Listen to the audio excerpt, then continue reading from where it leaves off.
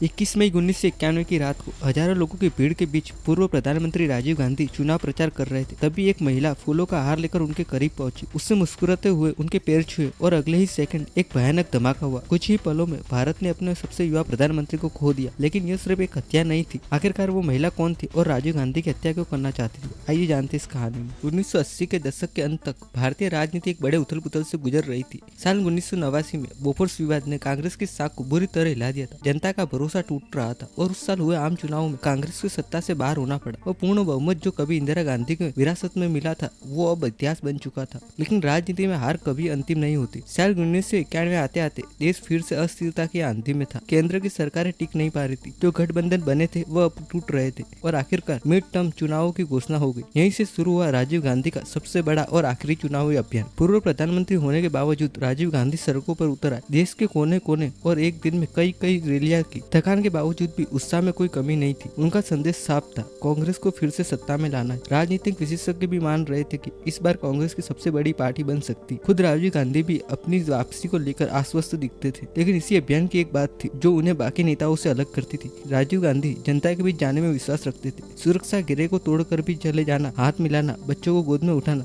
यह उनकी पहचान थी। वे मानते थे कि नेता और जनता के बीच कोई दीवार नहीं होनी चाहिए। पर सुरक्षा एजेंसियों के लिए ये एक बुरा सपने जैसा था। बार बार चेतावनियां दी गई, बार बार अनुरोध किए गए, लेकिन राजीव गांधी का स्वभाव था जनता के बीच, जनता के साथ। उन्हें शायद अंदाजा नहीं था कि यही खुलापन, यही जनता से जुड़ने की आदत कुछ ही दिनों में इतिहास की सबसे दर्दनाक घटनाओं में से एक का कारण बन जाएगी। और फिर आई 21 मई 1991 की वही रात जिसने भारतीय राजनीति को हमेशा के लिए बदल दिया। यह समझने के लिए कि 21 मई की उस रात क्या हुआ, हमें कुछ साल पीछे जाना होगा। साल 1987 में राजीव गांधी प्रधानमंत्री थे। श्रीलंका में तमिल और सिंहली समुदाय के बीच गृह युद्ध जैसे हालात थे। LTT liberation tigers of Tamil उत्तरी श्रीलंका में अपना दबदबा बना चुका था। भारत ने मध्यस्थता की। जुलाई 1987 में राजीव गांधी और श्रीलंका राष्ट्रपति जयवर्धने के बीच एक ऐतिहासिक समझौता पर हस्ताक्षर हुए। इसमें भारत श्रीलंका समझौते के तहत एलटीटी को हथियार छोड़ने और तमिल क्षेत्रों को राजनीतिक स्वायत्तता मिलनी थी। इसे लागू करने के लिए भारतीय शांति सेना IPKF को श्रीलंका भेजे गए। लेकिन एलटीटी ने इस समझौते को स्वीकार नहीं किया और 7 अक्टूबर 1987 को एलटीटी ने IPKF के खिलाफ युद्ध की घोषणा कर दी। इसके बाद जो हुआ वो भयावह था। भारतीय सेना और एलटीटी के बीच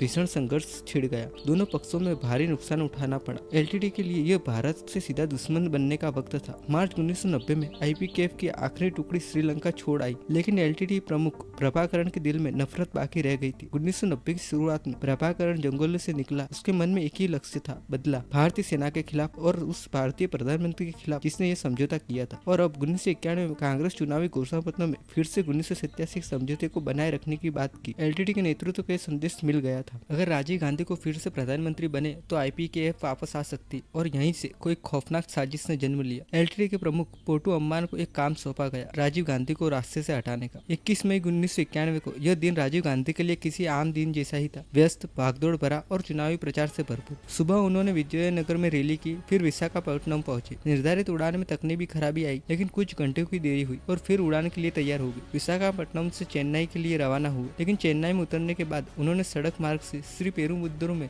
ले जाया गया, जहाँ कांग्रेस उम्मीदवारी समर्थन की में एक रैली थी। ये एक छोटा सा शहर था, बड़ी रैली नहीं, लेकिन राजीव गांधी का स्वभाव था हर कार्यकर्ता, हर समर्थक पहुंचना। लेकिन इसी दौरे को लेकर एक चेतावनी भी थी। तमिलनाडु के तत्कालीन राज्यपाल भीष्म नारायण सिंह ने आधिकारिक प्रोटोकॉल को तोड़कर 2 बार राजीव गांधी को संदेश भेजा था कि तमिलनाडु की यात्रा खतरनाक हो सकती। खुफिया एजेंसियों ने भी अलर्ट किया था। और एक और चौंकाने वाली बात, 20 मई 1991 को यानी ठीक हत्या से एक दिन पहले सरकार ने राजीव गांधी को NSG सुरक्षा देने का फैसला मंजूर किया था। एक दिन पहले। अगर ये फैसला मार्च के चुनाव प्रचार से शुरू होने के समय हुआ होता तो शायद इतिहास कुछ और होता। लेकिन जांच रिपोर्टों ने बाद में बताया कि सुरक्षा व्यवस्था ठीक थी, लेकिन स्थानीय कांग्रेस नेताओं ने उसे तोड़ा और बाधित किया था। रात के 10 बजे राजीव गांधी श्री पेरुम्बदूर के मंदिर मैदान में कदम रखने वाले थे। उस रात श्री पेरुम्बदूर में भीड़ थी। पार्टी कार्यकर्ता, स्कूली बच्चे, स्थानिक समर्थक सब इनका इंतजार कर रहे थे। और भीड़ में कुछ और लोग भी थे जो किसी ने नहीं पहचाने थे। धनु, असली नाम थेनु मोजी राजरत्नम, हरे और नारंगी रंग के ढीले सलवार कमीज पहने थे। शिवरासन और एलटीटी के दस्ते के बाकी सदस्य सुबह की बस से पेरुम्बदूर पहुंच चुके थे। वे भीड़ में घुल मिल गए और रात के 10 बजे राजीव गांधी को लाल कालीन पर चलते हुए मंच की तरफ बढ़े। ओडिशा और आंध्र प्रदेश की रैलियों के कारण वे थक चुके थे, लेकिन चेहरे पर फिर भी मुस्कान थी। शिवरासन का काम था कि धनु को राजीव गांधी तक पहुंचाना था। उसने वही किया। धनु आगे आई और उसने चंदन के फूलों का हार राजीव गांधी को पहनाया और फिर उसने पैर छूने के लिए झुकी और उसी पल उसने स्विच दबा दिया। उसके काया में छुपे आधे आधे किलो विस्फोटक RDX ने विस्फोट किया और उसी वक्त राजीव गांधी नहीं रहे। उनके साथ 17 और लोग भी उस धमाके में मारे गए। शिवराज और उसके बाकी साथी भगदड़ में बीच में गायब हो गए, लेकिन वे एक चीज पीछे छोड़ गए। हरि बाबू को, एक फोटोग्राफर जिसने शिवराज ने इस पूरे हमले को कैद करने के लिए भेजा था, वह भी उस विस्फोट में मारा गया। 21 मई 1991 की रात को श्री पेरू विद्रोह में हुए विस्फोट में पूरे देश को झकझोर दिया था। पूर्व प्रधानमंत्री राजीव गांधी की हत्या हो चुकी थी। घटनास्थल पर चीख पुकार,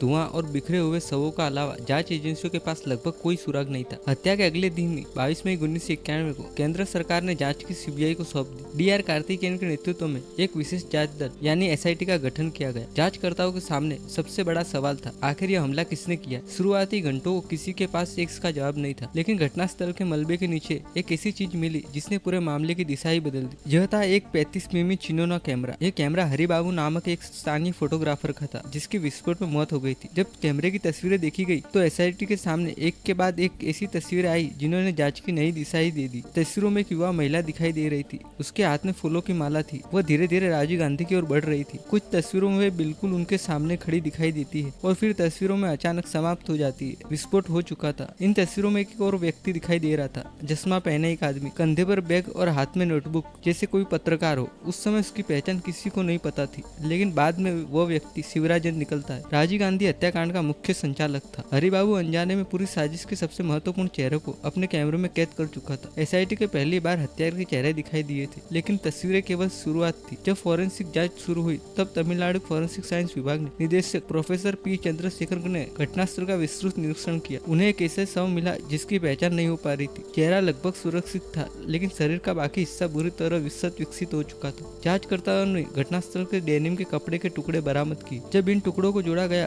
तो एक विशेष बनियान जैसी संरचना सामने आई। यहीं से मानव बम थ्योरी सामने आई। फॉरेंसिक विश्लेषण से पता चला कि हमलावर ने अपने कमर के आसपास विस्फोटकों से भरा बेल्ट बांधा हुआ था। उसमें RDX भरा गया था और उसके भीतर लगभग 10,000 स्टील के छर्रे लगाए गए थे। जैसे ही वो महिला राजीव गांधी की करीब पहुंची और पैर छूने के लिए झुकी, विस्फोट सक्रिय कर दिया गया। फॉरेंसिक विशेषज्ञों ने मृत महिला की पहचान स्थापित करने के लिए खोपड़ी की पुनर्निर्माण की तकनीक का इस्तेमाल किया। धीरे धीरे स्पष्ट होने लगा कि वही महिला आत्मघाती हमलावर थी। लेकिन SIT के सामने अभी भी सबसे बड़ी समस्या थी। चेहरे थे लेकिन नाम नहीं थे। हरि बाबू की तस्वीरों में दिखाई दे रहे लोगों को पहचानने वाला कोई नहीं था। जांचकर्ता मानो अंधेरे में टटोल रहे थे। उधर एक और महत्वपूर्ण घटना हुई। हरि बाबू के कुछ परिचितों ने उसके परिवार को उसके दस्तावेजों और LTT से जुड़े कागजात नष्ट करने की सलाह दी, लेकिन सौभाग्य से ऐसा नहीं हुआ। बाद में यही दस्तावेज जांच में बेहद महत्वपूर्ण साबित हुए। इस बीच एक और सहयोग ने SIT को पहला बड़ा ब्रेक थ्रू दिया। तमिलनाडु पुलिस ने नियमित गश्त के दौरान एक श्रीलंकाई तमिल युवक को हिरासत में ले लिया था। पूछताछ में उसकी पहचान शंकर उर्फ कोनेश्वरन के रूप में हुई। यहीं से पूरी कहानी बदलने लगी। शंकर कोई साधारण व्यक्ति नहीं था। वो उस हत्या के दस्ते का सदस्य था जो 1 मई 1991 को जाफना से तमिलनाडु पहुंचा था। पूछताछ के दौरान उसने पहली बार SIT को हत्यारे के नेटवर्क की संरचना के बारे में जानकारी दी। उसके पास एक कागज का टुकड़ा था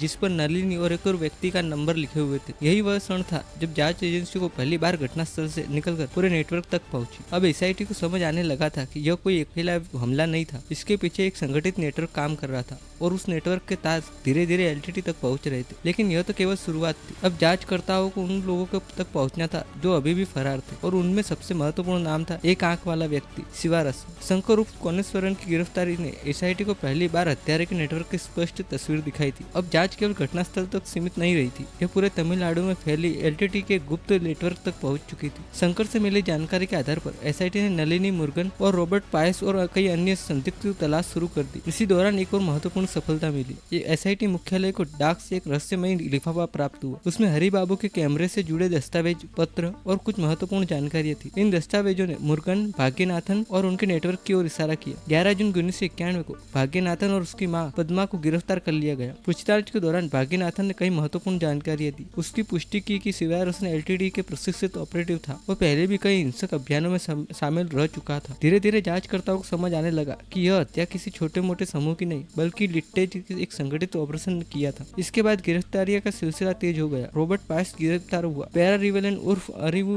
गिरफ्तार हुआ और जल्द ही कई अन्य सहयोगी भी SIT की गिरफ्त में आने लगे। लेकिन जांच का सबसे बड़ा मोड़ तब आया जब कोडिया कक्कराई के तस्कर सनमुगम को गिरफ्तार किया गया। सनमुगम वर्षों से लिट्टे के लिए रसद और तस्कर तस्करी का नेटवर्क उपलब्ध करा रहा था। उसकी निशानदेही पर जांचकर्ताओं ने भारी मात्रा में विस्फोटक और संचारण उपकरण बरामद की। करीब 121 बक्सों में भरे विस्फोटक, वायरलेस उपकरण और अन्य सामग्री जब्त की गई। ये बरामदगी साबित करती है कि तमिलनाडु में एलटीडी का नेटवर्क अनुमान से कहीं अधिक बड़ा था, लेकिन इसमें भी ज्यादा महत्वपूर्ण खोज पत्र थे। ये धनु और सुभा ने 9 मई 1991 को लिखे थे। एक पत्र एलटीडी की महिला खुफिया शाखा की उप प्रमुख अकीला को संबोधित था। दूसरे पत्र में खुफिया प्रमुख पोट्टो अम्मान के नाम का था। इन पत्रों में उन्होंने अपने मिशन को पूरा करने का प्रतिज्ञा दोहराई थी। यहीं से एसआईटी को पहली बार ऐसी दस्तावेज प्रमाण मिले जो सीधे हत्या की साजिश से जुड़े हुए थे। पत्रों में एक और चौंकाने वाली बात सामने आई थी। राजीव गांधी हत्या से पहले हत्या दस्ते ने एक प्रकार का रिहर्सल किया था। 7 मई 1991 को चेन्नई में पूर्व प्रधानमंत्री वीपी को रैली के दौरान सुरक्षा घेरे का परीक्षण किया गया था। यानी हमला अचानक नहीं था, उसकी तैयारी कई सप्ताह पहले से चल रही थी। लेकिन जांच के बीच एक बड़ा झटका लगा। सनमुगम हिरासत से भाग निकला। कुछ समय बाद उसका शव एक पेड़ से लटका हुआ मिला। इस घटना ने पूरे देश में विवाद खड़ा कर दिया। हालांकि बाद की जांच के समय इसे आत्महत्या माना गया, लेकिन इससे एसआईटी पर कई सवाल भी खड़े किए थे। उधर दूसरी तरफ मुर्गन के ठिकाने से बरामद एक डायरी ने जांच को और आगे बढ़ाया। डायरी में खर्चे का हिसाब था, संपर्क सूत्र और कई महत्वपूर्ण जानकारियां दर्ज थी। यहीं से जांचकर्ताओं को समझ आने लगा कि हत्या का दस्ता भारत में किस प्रकार काम कर रहा है। नई दिल्ली में भी कार्रवाई जारी थी। एलटीडी से जुड़े अथिराई और कनक साबापति को गिरफ्तार किया गया। इन गिरफ्तारियों ने भारत और श्रीलंका के बीच फैले नेटवर्क की कई कड़ियों को जोड़ दिया, लेकिन इसके बावजूद सबसे बड़ा लक्ष्य अभी फरार था। शिवारसन, वही एक आंख वाला व्यक्ति जिसने तस्वीर में हरू बाबू कैमरे में कैद हुई थी। एसआईटी लगातार उसे वायरलेस संदेश से ट्रैक कर रही थी, लेकिन तकनीकी सीमाओं के कारण उसकी सटीक ठिकाने तक पहुंचना आसान नहीं था। इसी दौरान कई बार जांच एजेंसी संदिग्ध ठिकानों तक पहुंची, लेकिन हर बार एक ही दृश्य सामने आया। एलटीडी सदस्य गिरफ्तारी से पहले साइनाइड निकल लेते थे। तिरुचि और अन्य स्थानों पर कई संदिग्धों ने आत्मसमर्पण करने के बजाय मौत चुन ली। हर ऐसी घटना के साथ एसआईटी के हाथों महत्वपूर्ण जानकारियां फिसलती जा रही थी। फिर अगस्त 1991 में एक महत्वपूर्ण सूचना मिली। शिवरासन और सुबह और वायरलेस ऑपरेटर नेहरू ने चेन्नई छोड़ चुके थे। बताया गया कि एक खाली पेट्रोल टैंकर में छिपकर बेंगलोर पहुंच गए थे। अब जांच का अंतिम अध्याय शुरू होने वाला था। 90 दिनों से फरार चल रहे थे। वन हाइट जैक आखिरकार एसआईटी के बेहद करीब था और आखिरकार बेंगलुरु के कुंठे इलाके के एक किराए के मकान में अपने 6 साथियों के साथ छिप गया। 19 अगस्त 1991 को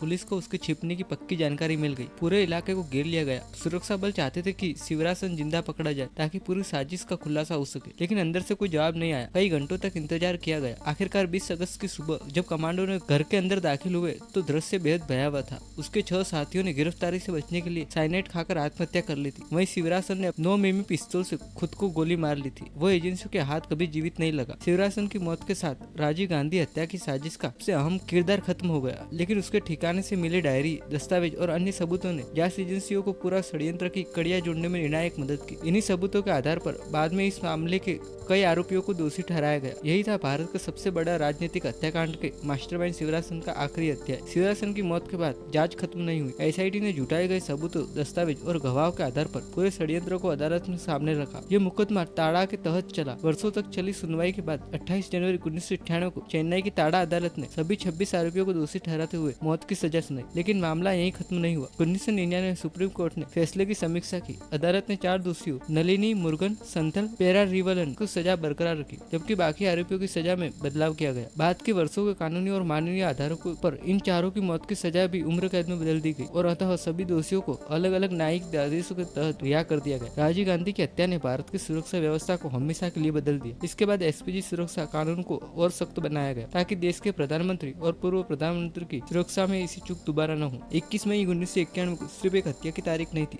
बल्कि वह दिन था जिसने भारत की राजनीति, सुरक्षा नीति और आतंकवाद से लड़ने की रणनीति को तीनों को दिशा ही बदल दी थी।